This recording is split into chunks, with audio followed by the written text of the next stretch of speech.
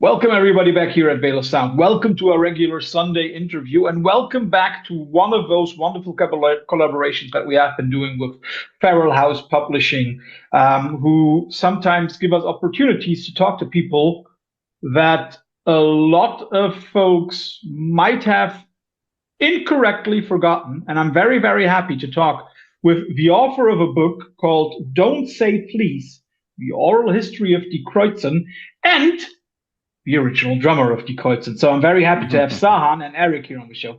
Guys, thanks for joining. Thanks for inviting me, sir. Thanks for having us. Yeah, it's a wonderful pleasure to talk about Die Kreuzen. And I hope that you understand that I will not pronounce it in an Americanized way. Being German, I stick to that one. And of course, Erik, I have to ask, who came up with, first of all, a German name, and second of all, one that is grammatically incorrect? It's a great question, and the answer might have been lost to history at this point because I've been shouted down when I give the story was that our roommate Diane looked at it in her German language Bible that she had laying around and said that that was going to be a cool name for a band, and then we said, "You're right." But there's disagreement among the four members as to whether it really happened that way. So one thing's for sure, a couple of four guys, 18, 19, 20 years old in Milwaukee, sure didn't think we'd be discussing the subtleties of the German language with German speakers in their home country. So we were thrilled to have that opportunity the first time we traveled there. Yeah, let me guess. That was one of the first questions that you heard back here in Germany, right? What's wrong with you guys? Yeah. Yeah, exactly. Yeah. To clue it up for people outside of Germany, Die Kreuzen basically would be a certain German rule ending. The normal plural would have been Die Kreuze. Well, the crosses, forget it. The crosses, the crossing, yeah. Yeah. Sahan, how did it come that you, because I think you're more my age group. Erik is just 2 years older than me.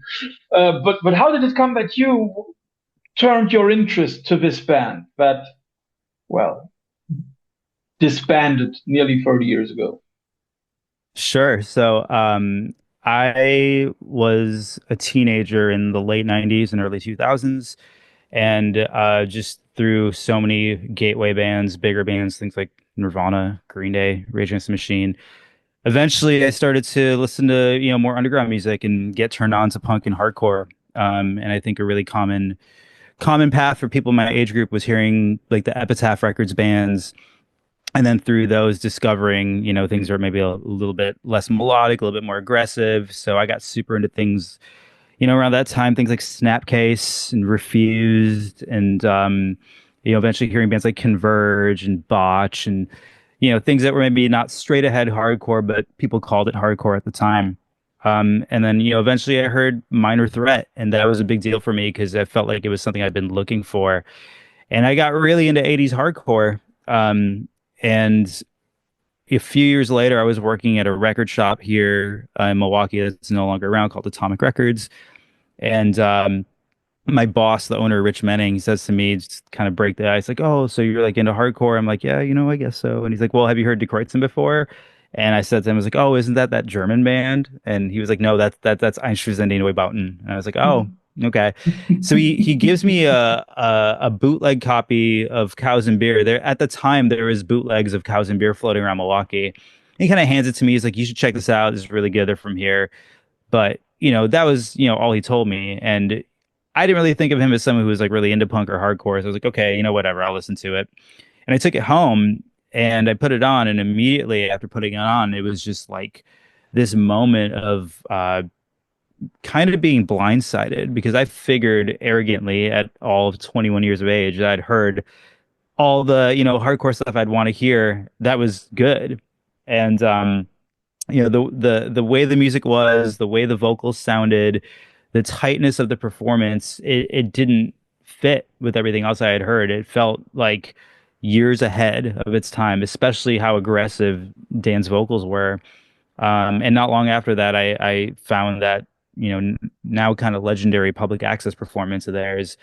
And I was just so blown away by, the way they were playing. And that was probably 2006, 2007. And then about, give or take, about 8 years later, some of the band members talked to me about, doing a book. I've been writing about music for a while. I did like a short form retrospective of about the band at one point, and they said, we've always wanted to do a book, but we never really knew how to go about doing it. And that was 10 years ago.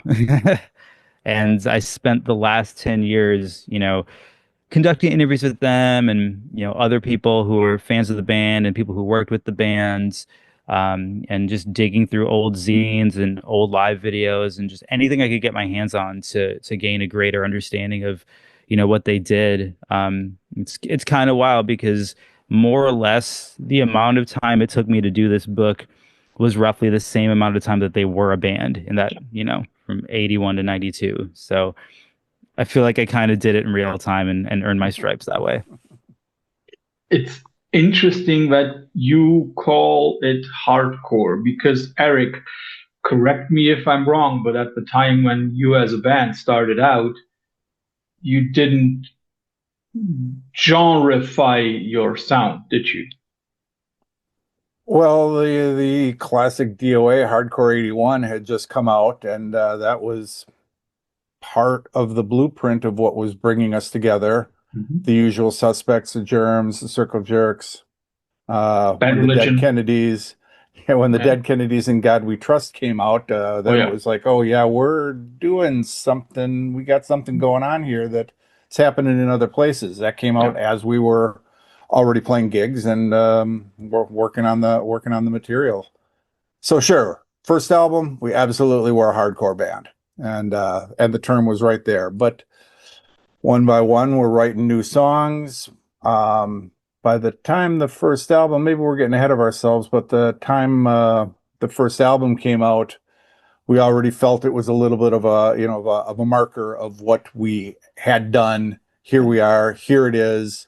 We've got new stuff coming out. You can hear some of the stuff on the second album that shares similarities to the first album, but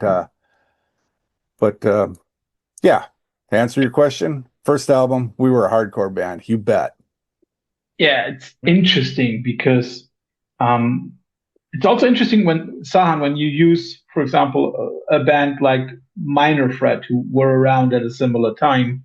But I don't know if both of you would agree with me when I say that Die Kreuzen to me always sounded, compared to Minor Threat, always sounded a little more. I'm looking for the right word.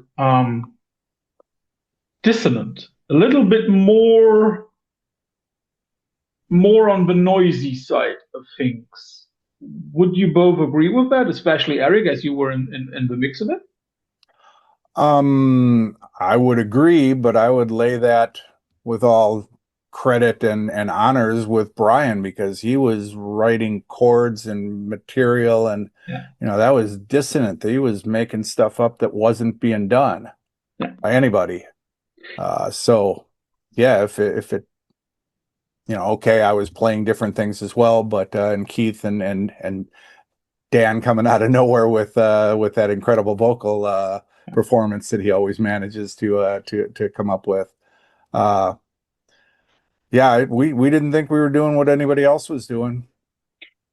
Sahan, as you now spent so much time on that, would you agree that in some certain aspect, Die Kreuzen were doing stuff that a lot of other hardcore bands didn't?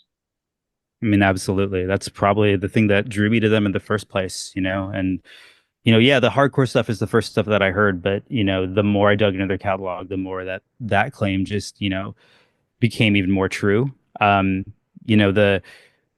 I love Minor Threat. I mean, they're one of my favorite bands, but I think anyone would be very quick to point out that those songs are super hooky. Those songs are very, very easy to sing along to.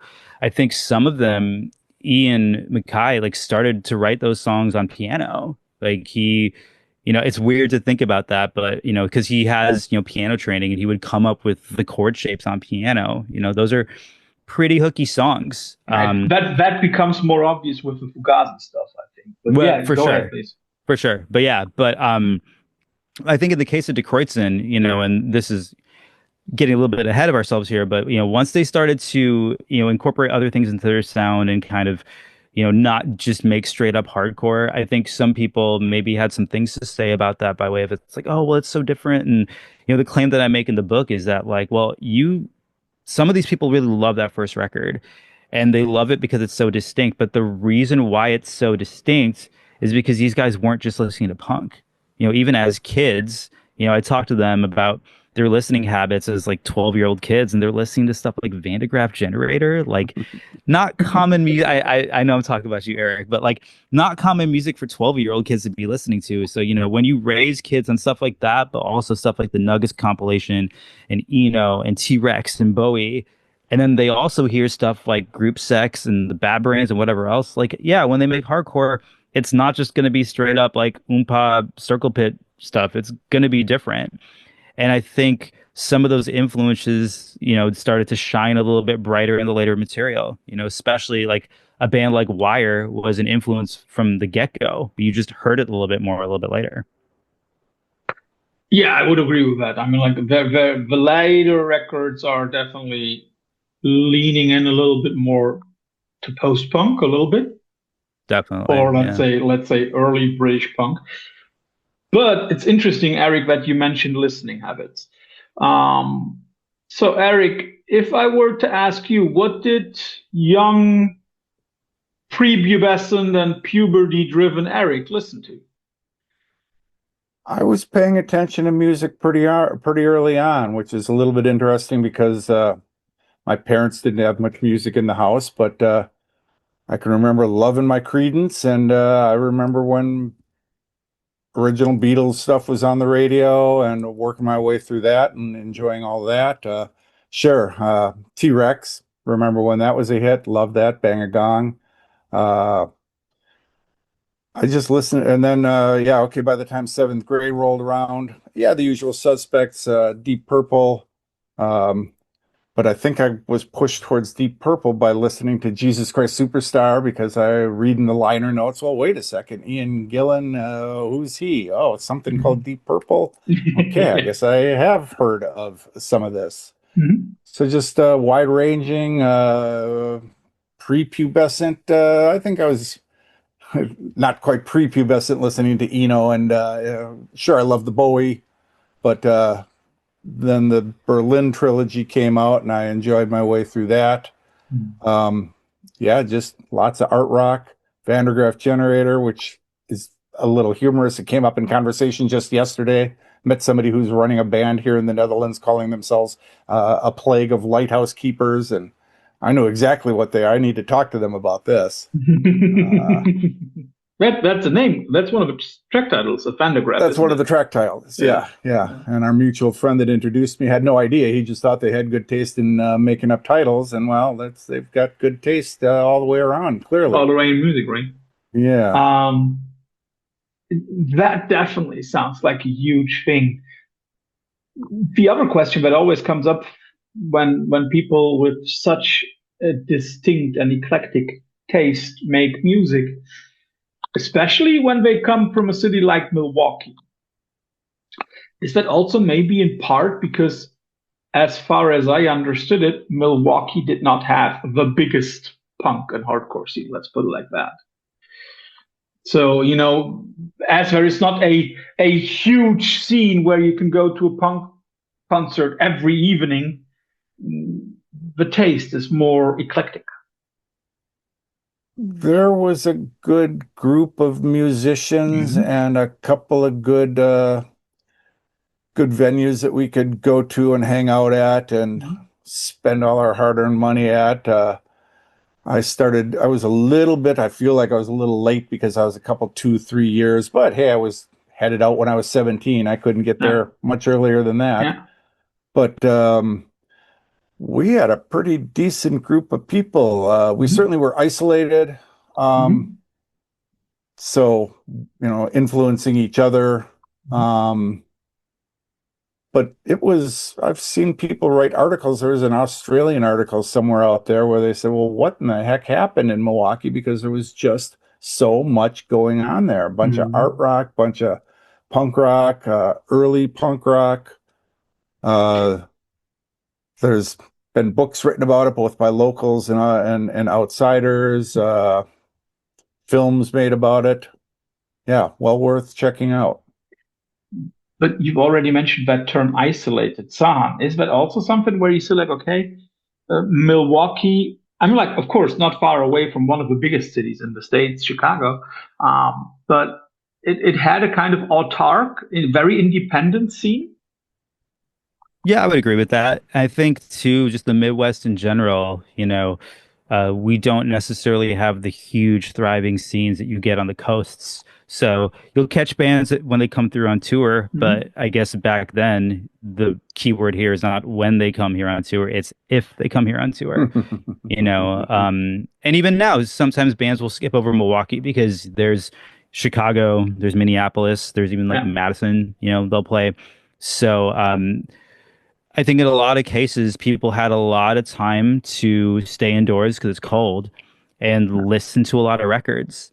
And I think a lot of the really adventurous music you hear coming out of the Midwest is very much the result of people who did a Mhm. lot of listening and studying these records. And, also it's not like now where you have access to, everything at your fingertips. You have your little grip of records and you play them a lot. And maybe you Mhm.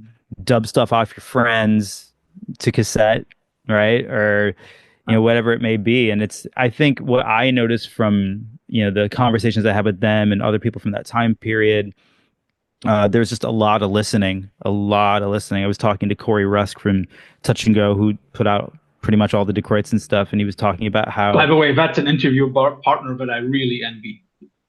yeah, at the time I didn't, I knew I was lucky to talk to him, but as time has gone on, I realized that, oh, like he doesn't really talk to too many people. So, yeah, it was great. He told me one thing that's not in the book that wasn't really relevant, but it blew me away when he told me, he used to listen to music on reel to reel. He would dub his records to reel, and you'd have the reel to reel player in his garage when he was working on the label or whatever. Mhm. And we were talking about the Faith Void split, and he was talking about how he would play the reels flipped over, so the music would be backwards, not reverse sequence, but full on you're first like Yeah, backwards. yeah, yeah. And he would regularly listen to the Void side of the Faith Void split backwards, Okay. which is just like the sickest shit in the world. Like when he told Yeah, me that, I was just like, he said to me, he's like, you think that record sounds crazy forwards? You should hear it backwards. And I was like, man, this guy is the real deal. So. yeah. I just had to look something up because the way that you, Eric, were talking about, for example, stuff like Van de Graaff, it reminded me very, very much of one of those American prog-core bands from the early zeros. Sahan might remember the Fall of Troy. Oh yeah, Uh, sure. and there is a parallel, and the parallel is that they also come from a rather tiny place somewhere in Washington State, and they also said like we've been listening to that prog rock records over and over and over again, and I think if I remember correctly, they also somewhere mentioned Van der Graaf. Hmm.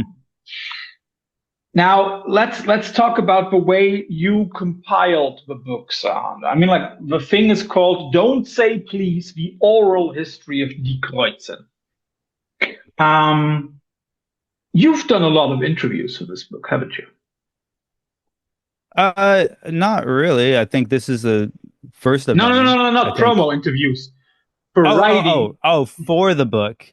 Oh yeah, yeah, yeah. Sorry, it's just yeah. No, for the book, absolutely. There wasn't really a ton of information out there from the time period. What little there was stuff from fanzines. Yeah. There's a decent amount of European press. Things like Melody Maker were very kind to them, especially later on. I feel like Europe really got those later records in the way that maybe some American writers didn't. But yeah, I conducted a lot of interviews, And you put emphasis on the word oral history, or I guess the phrase oral history. That was a conscious decision on my part because um, the four people who, the main characters, I'll say in this book, this is their life. This is their, maybe not their life's work, but it's a huge chunk of their creativity and in some cases what they're known for. And for me, it was of the utmost importance to do it justice and present it as accurately as possible. When the band broke up in 1992, like jokes aside, I was in first grade listening to MC Hammer. That's what I was doing. So for me to try and even to that, you were a latecomer. Because if I remember correctly, You Can't Touch This came out a year before. You Can't Touch This was 90. I was definitely still digging into Too Legit to Quit. This is before he went gangsta and he did the Funky Headhunter. But I loved Hammer and Crisscross, and was never a Vanilla Ice fan, but like that kind of that's what they always say then later. Hey man, hey, because by 92 he was done for. He was doing the Ninja Turtles. He was done for. Right, he was done for. But I was really into that stuff, as most kids were. Like I loved I think I heard it once on the radio. I heard Rump Shaker by Rex and Effect, and I just thought it was the greatest thing ever. I was really into that kind of super catchy like pop rap, New Jack Swing stuff. So yeah, I was the furthest thing away from understanding anything that Die Kreuzen was doing, whether it was the early records or the later records. And so for me to write about that time period largely from like a first person standpoint, or at least with my opinions, to me it felt disingenuous. Just like a lot of people, I should say, I grew up reading books like Please Kill Me, and I just loved how direct it was. Things like Our Band Could Be Your Life. More recently, there's a book about the 2000s kind of emo scene called, I think, Where Are Your Boys Tonight? I liked that these things were presented exactly how they were, told to you by the people who experienced them. So I just figured like it made the most sense to do it that way, especially because some of these people are better spoken than I am. So I just figured, for the sake of doing it with the most accuracy, oral history was the way to go, and I'm glad I did it.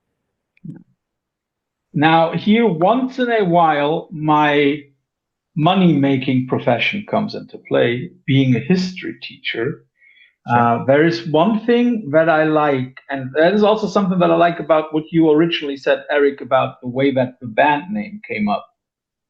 With oral history, which is a wonderful thing to get to know the feelings of people, the perception of people, the way that people remember stuff. It always has this little point where the memory might also be erroneous, where there might be an error here, a mismemory there, which is totally fine, because like if you asked me what I was listening to in first grade, I couldn't tell you, because that's 40 years ago. But then, Sahan, when you came up with all those different interviews, how did you do it? Did you then compile a timeline where most of the things layered well on each other, or just like Erik said, that's the way that he remembers the name came about? Did you then try to find the real truth? Yeah, the few interviews I've done, promo interviews I've done, people are asking like, were there inconsistencies? How hard was it to do this? And like, honestly, there weren't that many inconsistencies. And I would, part of it too was some of the interviews I did were with two members at a time. So the interviews that I did with Keith, a lot of them were Keith and Dan together. And then some of the interviews I did with Erik was just by himself. But then last year, I was able to do an interview with him and Keith. And I think there was another time where I was able to do an interview with him and Keith. And then there was another interview I did with Keith and Dan with their old pal Richard Cole, who did all the album art for the record sleeves and whatnot, the merch and stuff.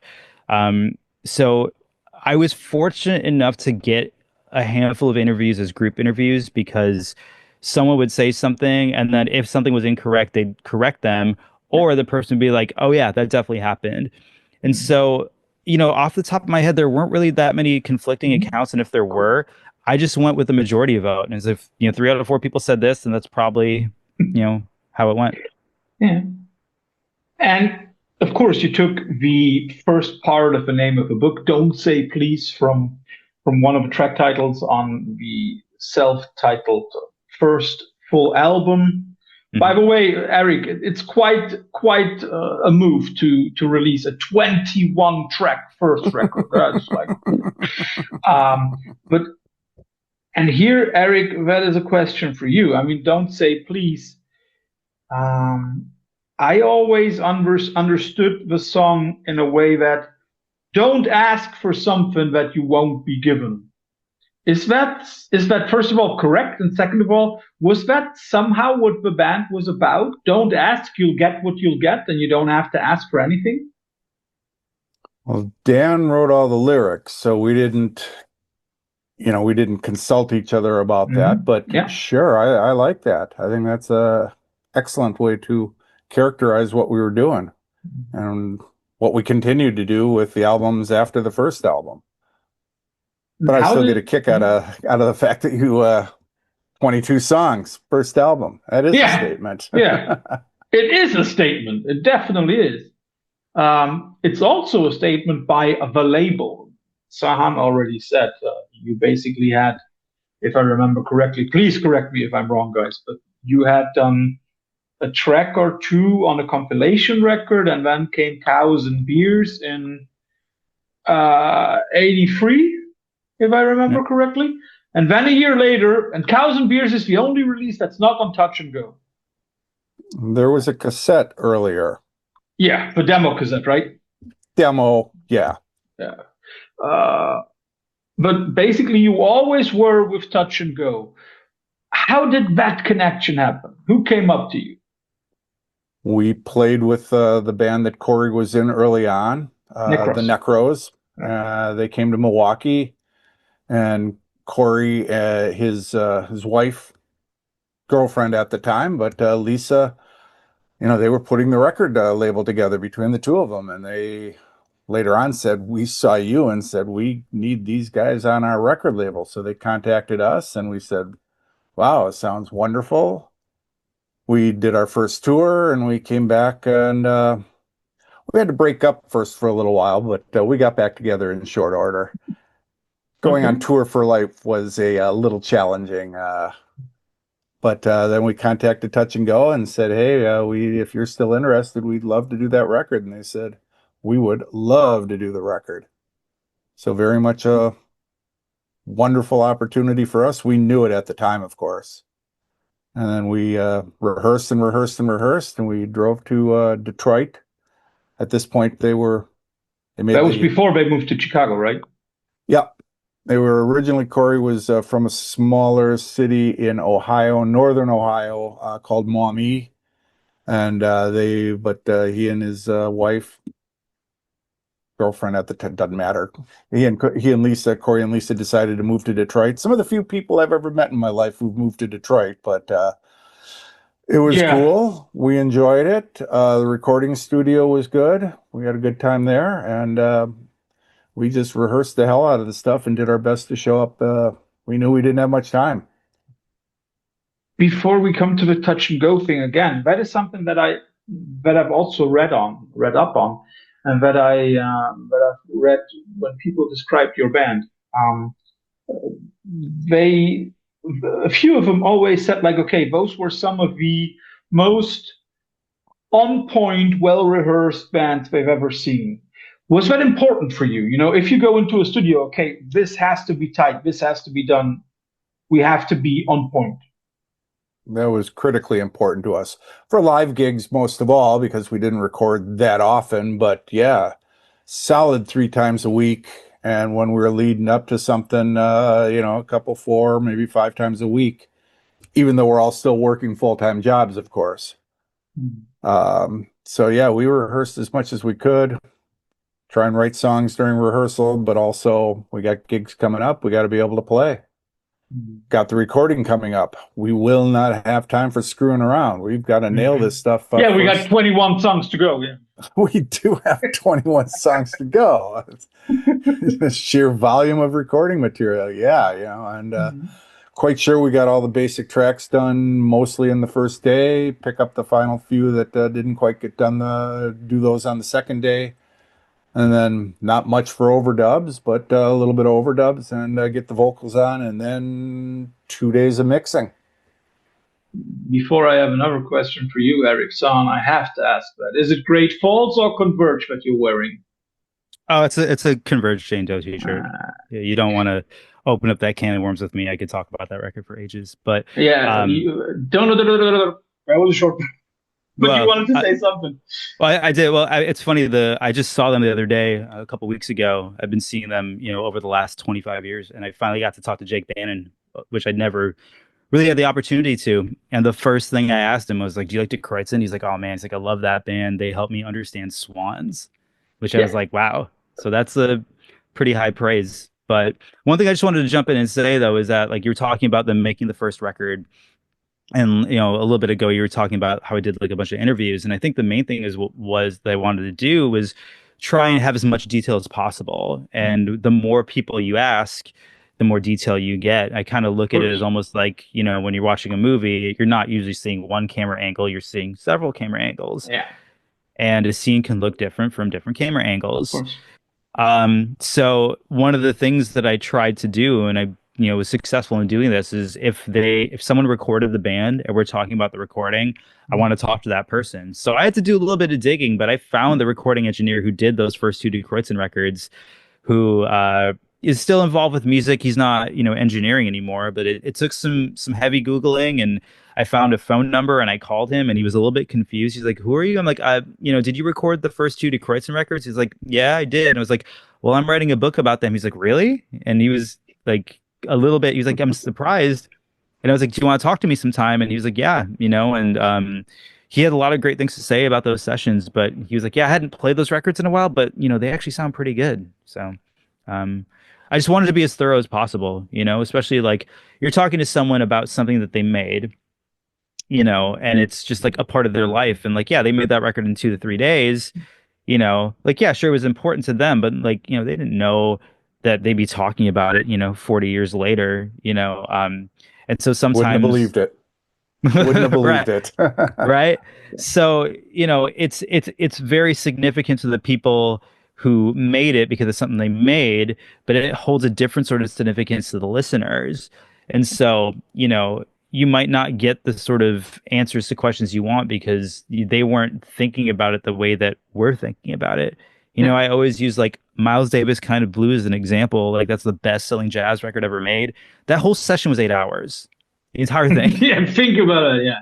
Right. So, if you ask Miles about that, he's like, "I don't know, it was the session we had that day." They didn't know that it was going to become something much greater. So, yeah. Yeah. I mean, like, let's be honest. How often do musicians get out of the recording studio, out of a session, and they're like, "Oh my goodness, this is a game changer." Right. I think like besides Michael Jackson making Thriller, who literally said like, "I'm going to make the greatest selling album of all time," I don't think anyone else really, which I would still fight. I still, I think it's still the best-selling record, but the best. Yeah, I mean, we're just talking about sales here. Yeah, exactly. Just sales, right? Yeah. Erik, there is a wonderful way that I can again connect to what Sahan said. When he said, "Okay, I've talked to Jake Bannon." By the way, if anybody wants to see another video interview by Jacob, go back to our archives. January 1st, 2023, an hour with Bannon on artwork here on our channel. But when Sahan says, "Okay, there are people like Jake Bannon from Converge." Other people, Thurston Moore once called you, or once said at a certain point, Die Kreuzen were the best band in the US. I mean, like, I'm very sure back in 1982, you didn't think about that, but how does it make you feel nowadays? I'm knocked out when somebody like that says something like that. I mean, I almost don't know how to respond, but that's quite a compliment from quite a guy. They've changed music, and to I mean, they made it clear, in the years leading up to all of that, they put us on the road with them. They came to our shows in New York basically every time. But yeah, that's quite an elevated position for them to put us into. That's wonderful. Yeah. I met Dave Grohl, and when I told him who he was, he knew exactly who I was, and he said, "Oh wow, man, I think I stole some of your licks. Think I owe you money." Has the check ever Cool. arrived? No, we never got a check. But Not yet, then he right? introduced me to John Paul Jones as someone who was a big influence on him, and I would say that that about covers it. That's pretty good for me. Yes. It's interesting when looking at also a few of the famous people apart from Die Kreuzen that Sahan interviewed. We'll get to that in a moment. I think with a lot of those artists, Die Kreuzen has one thing in common, and that was, how should I say, not adhering to expectations, not adhering to, oh, this is how it's done. Was that something that, again, drove you doing stuff differently? We were always trying to do stuff differently, yeah. And we were always trying to do, I mean, every single song needed to be a different drum lick. We just wanted to really make everything as different as possible. Yeah. Yeah, it's interesting when you say that a lot of stuff had to sound differently. I think, for example, on Oktoberfile, that becomes very clear because it's like, to me, I have it's one to about take one moment of a break here. That is okay because I can talk to Sean in that moment. So, you have done interviews with a number of people, with the band members, with some of the engineers and people involved in the production. But let's cut to the elephant in the room. You've also talked to some very, very famous people. I've already mentioned Thurston Moore. Do you want to drop some of the other famous people that you've spoken to about Die Kreuzen? Oh, I mean, fame aside, these are people who, the only reason why they responded to my messages is because they had something to say about this band, right? So, yeah, I did a couple of interviews with Butch Vig, who I actually just saw the other day, at a screening of the Smart Studios documentary. And, as someone who grew up in the 90s, listening to, 90s rock Grunge. radio, Yeah. it was a big deal for me, Of course. Couldn't be a nicer guy. Still sounds like he's from Wisconsin. God bless him. He's the best. And has so much great stuff to say about, these four guys. But yeah, I mean, he's in there. I was fortunate enough to talk to Steve Albini before he passed. Kim Thale from Soundgarden. Yeah, like Thurston Moore, Neko Case. And then there's, people who are, I guess, I don't know if I would use the term famous, but like they're of significance to me. So people like, Matt Sweeney from Chavez, or, Dennis Lixon from Refused, or Ian MacKaye, or, people whose music, like, I definitely respect, and to hear them talk about this band with so much, fondness and reverence, it's really nice to hear. Please don't forget Lou Barlow. If the press release is correct, we love that you, would Lou. be Yeah. one that I would also definitely include in that list. There's a lot of people in this book. Yeah, Lou was great, and he definitely, in between. It's funny because he was actually like not far from my apartment when we did the interview, but it was still on the phone. Like I could have walked over there and talked to him, but we just did a phone interview, so it was fine. And of course, that also then again plays into the concept behind your book. It's an oral history, and it's very interesting to hear so many people about that. Now, there's one thing that interests me, Erik, and I don't know if Sahan would answer that, but you are one of the touch and go bands. I mean, like Touch and Go had a lot of amazing bands, still do a lot of amazing work. But Die Kreuzen is probably, out of the very first few years, I would say one of the 2, 3, 4 bands that you should know if you want to know something about Touch and Go. However, of course, Touch and Go was one of those cool American independent records. And another one is Amphetamine Reptile. Okay, then first in Seattle, then in Minneapolis. How did those two labels, those two scenes, those two circle of bands, how did you experience that? And I mean, like you did a crossover with you did a collaboration with Negative Approach and Melvin, so there must be some kind of overlap. Well, that came much later in the 2000s. Yeah. Yeah, Amphetamine Reptile wasn't around when we were getting started, or I mean, by the time they came around, we were firmly, in the with Touch and Go. Yeah. But I meant like how was that time? Like you had a few, you also had SST, you had Discord. How did that whole American independent label scene at the time feel for you? Well, like there was a lot going on, like we were participating in this amazing explosion of music, and we were right there. So yeah, we're proud of that, and we knew we were taking part of something. Very happy about that. Was that also one of those moments where you felt like, okay, even though we here might be a little isolated in Milwaukee, but as you said, we're still part of something bigger? We knew we were part of something bigger. Certainly Milwaukee is Milwaukee, and that's where we were from, and that's where we were living. But we were able to, go to Chicago, go to Minneapolis, go to all the different parts of the country, play everywhere, and meet all these different bands. Yeah, there was a lot going on, and we were very happy to be a big part of it. I'm sorry I didn't look that up, but did you tour with some of the bands from, for example, AMRAP? We didn't do too much touring with other bands. The one that we did with Sonic Youth and Laughing Hyenas was on that tour. That might have been the one tour where we were on tour with them. We did take the band Boy Dirt Car out on the road with us. And they truly were out on the road with us. We were all stuffed into one stretch van. 11 guys, 2 of us named Erik. That was quite an adventure. We enjoyed the heck out of that one. We were lovely guys. A lot of fun to have fun with our friends all day, every day. But other than that, no, we didn't really do too much touring. We did half a dozen shows with Motorhead, but we were by no means on the road with them. It's just our booking agent was able to cage a series of shows in the middle of winter.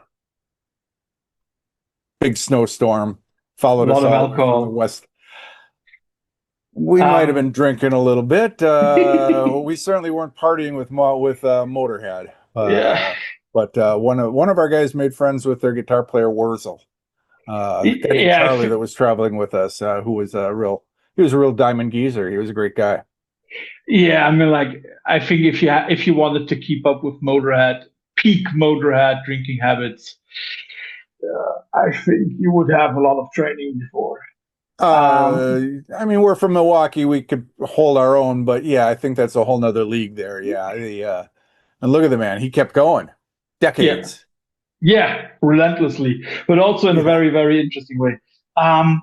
So guys, first of all, thanks for all the details into, again, the history of Die Kreuzen and also Sahan, into how you did the book. But I have one last question before we come to the infamous quickfire round, where both of you have to answer questions quickly. A few years ago, Erik, there was a mashup done by Steve Aoki, who mixed The Exploited and Die Kreuzen, put a stupid electronic beat under it. How did you feel about that? We had a great time with that.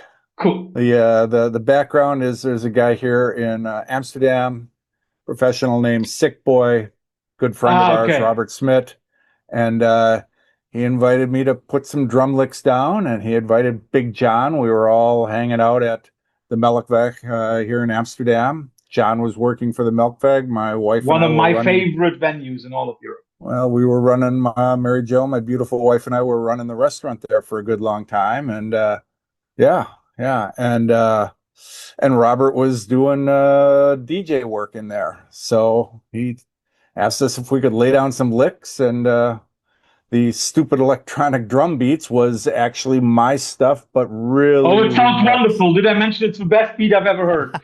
It was not at all how I played it, but you know, that's the nature of how the kids are doing their music these days. Okay. And then, well, he was friends with Steve Aoki. He shipped it off to him, who laid vocals down on it. That little afternoon of something I did turned into a Grammy-nominated record. That's true. That's true. That's true. And then they flew us out to LA to shoot the video. We had a great time. Cool. That's cool. Yeah. I still haven't heard that song. I refuse to listen to it. Steve Aoki owes me money, so I don't engage with that, dude. Oh, don't get me to Aoki. I've heard some stuff from him and Dim Mac a couple of weeks ago. Yeah. This is I got I ordered some records from Dim Mac literally 20 years ago, and they never showed up. They never showed up. And then I said, like, yo, my records never showed up. He's like, I'll send them out again. He never, this is back before he was like super huge and we were like posting on a forum at the same time. I say it kind of jokingly, but yeah, like that guy owes me like $50. So Steve, if you see this, I want my money back. Yeah. If anybody wants to know why, I won't talk too much about that. July 2nd, we released an interview with Justin Pearson from. Oh, sure. Yeah. From Swing Kids Locust. Yeah. Exactly. And he has something to say about Dim Mac. So if anybody wants to check, if anybody wants to know anything about Pearson and Dim Mac, listen to that interview. So guys, I got no gripe with the man. Yeah, of course. You were flown out to Los Angeles. He doesn't know you might. Yeah, of course. Couldn't have been nicer. Yeah. I mean, like, you have to be nice to make it onto the Forbes 40 most important Asians in America list. Like, you have to be nice to somebody. Sure. But let's leave politics and everything aside, guys. Nobody leaves a Veil of Sound interview without going through what I like to call the infamous quickfire round at the end. Neither do you. So I looked up and I thought, like, okay, how do I get to it? And then I thought, okay, let's easily take the touch and go route.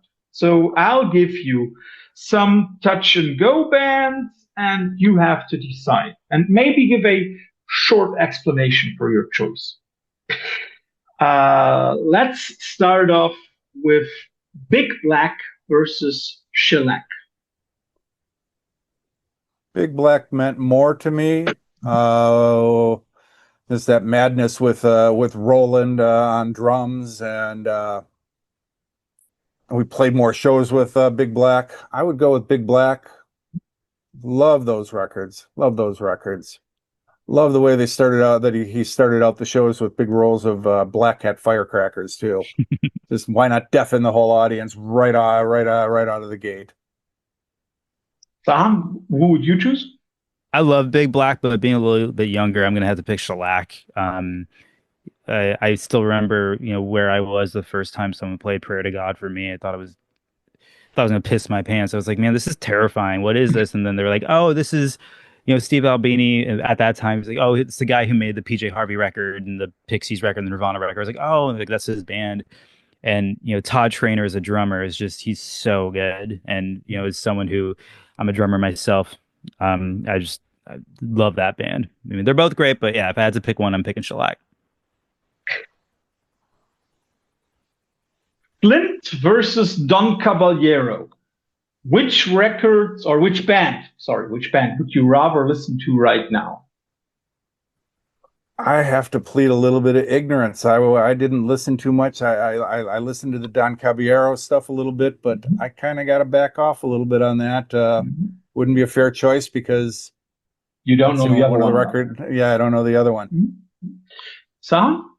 Slint all the way. Don Cab's great. But I mean, for Spiderland alone, like what a fantastic, like peerless record. Yeah. And also David Pajo's in this book, so I'd be remiss to not, pick him over anyone else. But yeah, that record's fantastic. So I'm going. That and now I gotta say, I misheard you. I didn't realize we were talking about Spiderland and Slint. I misheard you. So I'm not changing anything, but I'm not quite as ignorant as I thought I was. Nobody think I'm like I'm the ignorant one. I didn't understand you were drumming on that thing. You know. I'm sure you can choose between the next two: Naked Ray Gun versus Laughing Hyenas. I'm going with the Laughing Hyenas. Friends, played tons of shows with them, played tons of shows with the bands they turned into. Lovely people.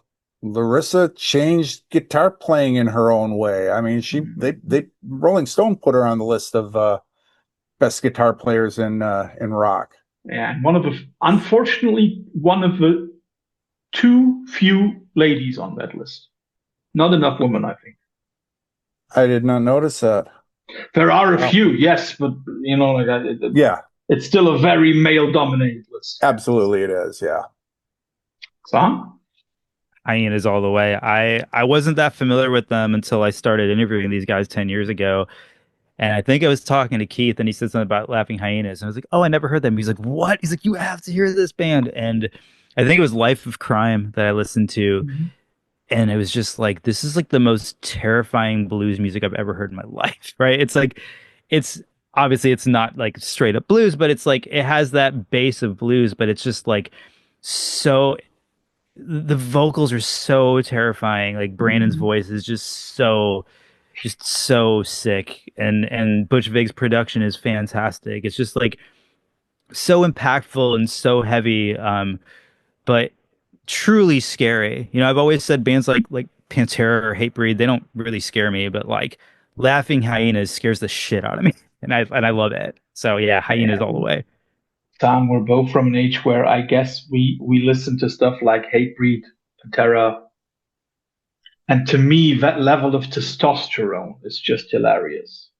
It's not for me. I kind of jokingly call those bands like, I don't know if it might be lost on you because you're from Germany, but I call it Planet Fitness hardcore. Planet Fitness is the popular. No. I get that. You got it there, yeah. So it's like I know that from the States, but nobody. Oh, okay, got it. Yeah. So like I kind of call that stuff like Planet Fitness hardcore because it's just like for me, I've always liked the stuff that's way more like Die Kreuzen. It's not this aimless like male rage. It's just like it goes beyond that. So for the German guys, McFit hardcore. Oh, okay, sure. I have one more touch and go couple, and Erik, I hope you can choose between Blonde Redhead and Girls versus Boys.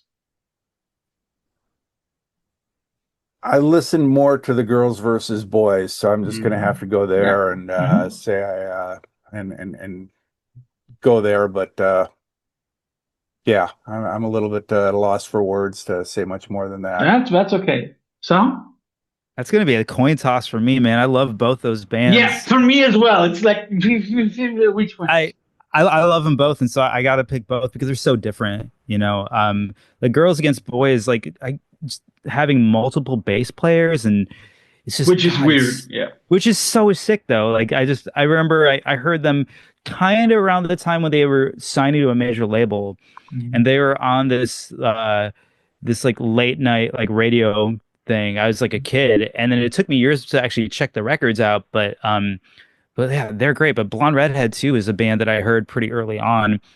Prior to hearing like the hardcore stuff on Touch and Go, my familiarity with Touch and Go was more with bands like Brainiac, Blonde Redhead, Jesus Lizard, Shellac. Like that's kind of what I knew of Touch and Go. And God, those Blonde Redhead records were amazing. That band's so great. But yeah, I'm going both. I know it's a cop out, but I'm picking both. And then I found something interesting that I didn't know before I did some research for this interview. Erik, at one point, you guys had a single out on Touch and Go called Pink Flag. So I take that in order to give you two very different bands, Black Flag or Pink Floyd. Am I allowed to say both? Well, Sahan already used that joker once. So. Yes, I understand. So no, I'm gonna have. Boy, let's speak a little bit about both. Black Flag showed us how to do it when they showed up at the Starship in Milwaukee in 2 trucks full of guys, and they're bringing in their own speakers, and they're traveling the country, doing it themselves. Seeing that was inspirational. So yeah, they definitely affected me more. But if I'm picking up a record, I'm picking up one of my favorite Pink Floyd records. If I'm doing that tonight. Please don't say The Wall. No, I wouldn't say that. I played the hell out of that one when it came out, but that one has gone pretty far down in my estimation. Wish You Were Here. I might go with Wish You Were Here right now. So, yeah. And I managed to see Roger Waters a couple of times the last time he came through, and he's still putting on a good show, and Black Flag is not putting on good shows. Haven't seen the new lineup. I have to say, all the things that I've heard about that new lineup, I mean, like, of course, it's just Greg, yes. But I've only heard positive things. And I think them having a girl doing the vocals, or a woman, sorry, it's a cool idea. But I also haven't seen it yet. The drummer is doing a good job on the drummers on the drummer Facebook page that I look at. He looks really cool and he sounds really cool. And okay, now I'm paying attention. Yeah, it was. You go ahead, Erik. It was? I saw the one that toured in 2011, and I thought that the bass player was in the wrong band and the drummer couldn't keep up. And not too many weeks after that, the singer quit saying the same thing. Which guy was that? That was it Mike Vallely? Right before him, the original singer. Ron Reyes. Ron Reyes, yes. Who was just fine. Yeah, it was just fine. But then he got kicked out of the band live on stage, and later on he said much the same things I did. Drummer couldn't keep up. Sorry. Bass player was a jazz guy. Wrong band. I mean, like, basically that is an interesting combination, but then all the elements have to keep up and they have to add up in a certain way. And I mean, like, I've seen both. I've seen Flag and I've seen Greg's version. I must admit that I liked Flag more. But anyway. Sahan, you still have to choose Pink Floyd or Black Flag. Man, they're both so important. You've already used your Joker one. I'm not gonna do both. I think, and I love them both. Like, especially all the pre-Rollins Black Flag stuff is just so crucial for me. The first time I ever heard Black Flag was an Escape video called "Nervous Breakdown." You can imagine what song they use in the intro where it's all Bales. Yeah, it's all I needed. And I love all that stuff. I mean, my favorite singer there is probably Dez. I just love his voice. But I think in terms of what I listen to more, I'd probably pick Pink Floyd. I definitely listened to a ton of Black Flag when I was younger, and I still put those records on pretty frequently. But, you know, especially in like kind of the last like year or two, I've been finding myself really digging into like all the stuff like up to and leading up to the Dark Side of the Moon. And like I love like Echo is so fantastic, and I'll play that thing over and over. It's just so cool. And you know, Sid Barrett's just a mad genius. Like all that stuff is great. So yeah, I'm with you, Erik. I'm picking Pink Floyd. I got two more and they're a little less serious. You have to choose between Van der Graaf, Generator, and Yes. I've staked my claim. Van der Graaf all the way. I certainly listened to my share of Yes, but they went in the weeds there for a while, and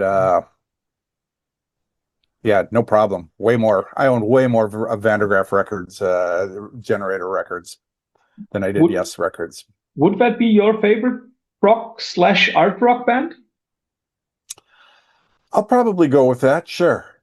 I'm not sure of anybody I could say I preferred more. Well, except I listen to all the Eno records endlessly, and I listen to all the Bowie records endlessly. But sure, I think I've counted Van der Graaf as being my favorite art rock band for decades at this point. That's one point where I would have to disagree. For me, it's always Genesis. Always. You said Genesis. I thought you said Yes. No. I said yes. Oh. But you said like that would be your favorite. Like, there we go. Those first, I played the heck out of those first couple of Genesis records. Yeah. Phil Collins, monster drummer. Yeah, but the bass is why that band was ruined later on. Sorry. The bass? No, the way that when he took over singing, like Genesis only works with Gabriel. Sorry. Sure. Well, he sounded just like Gabriel, but he was no Gabriel. Exactly. And I had the fortune of seeing Gabriel a couple of times, and I was fortunate that once he did 2 Genesis songs, and it was revealing. Okay. So, before old man talk too much, you go ahead. I didn't say that. I did not say that. Yeah, but I just realized when you said that, when you were starting to listen, there's 10 years between you and me, probably. So, but yeah, I mean, I'm kind of pleading the fifth on here. I never really went too deep into either of those bands. I would say King Crimson if you let me pick King Crimson, but again, wrong. No, yeah, I mean, okay. I listened to a lot of that stuff for reference purposes when they were telling me about him, but the prog thing in me never really had a huge moment. Maybe some of the more progressive stuff that was happening, like I mentioned, like bands like Botch later. I think when maybe like metal or hardcore got a little bit more progressive, that's probably how that stuff sort of found me. But I can't really weigh in on either of them. But if I had to pick one, I'm agreeing with Erik just because I feel like it's a direct influence on this band I love so much. So right. So I'll pick them. So Erik, you give him a Van der Graaf record, and I'll give him a Yes record. Which one should you listen to? Which Van der Graaf record should you listen to? God Bluff is the one. Okay. And great for record. Genesis, it's always The Lamb Lies Down on Broadway. And I've heard that record a handful of times, and it's pretty cool. But it's I don't believe in being late to the party, so to speak. I feel like I'm energized by the fact that like I'll be turning 40 in October, and like I can still hear music that will blow me away the same way. When I heard whatever Fugazi when I was 16, they can like blow me away like that. So the party's always going. You can show up whenever you want. And the last one, as I said, less humorous, but for me very serious. You're from Milwaukee. The Packers versus the Bears. Had to go Green Bay all the way, of course. Of course you do, dude. Of course I do.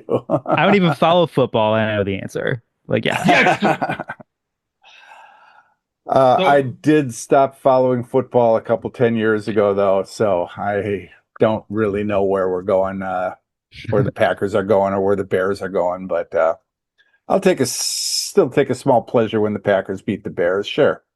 I take that every time we read for Bears because I hate them. With the Packers, I think they didn't do enough in the offseason. It's going to go playoff in, one game we're out. So as usual, a couple less. As usual. So. That's a good bet. Pretty safe unfortunately.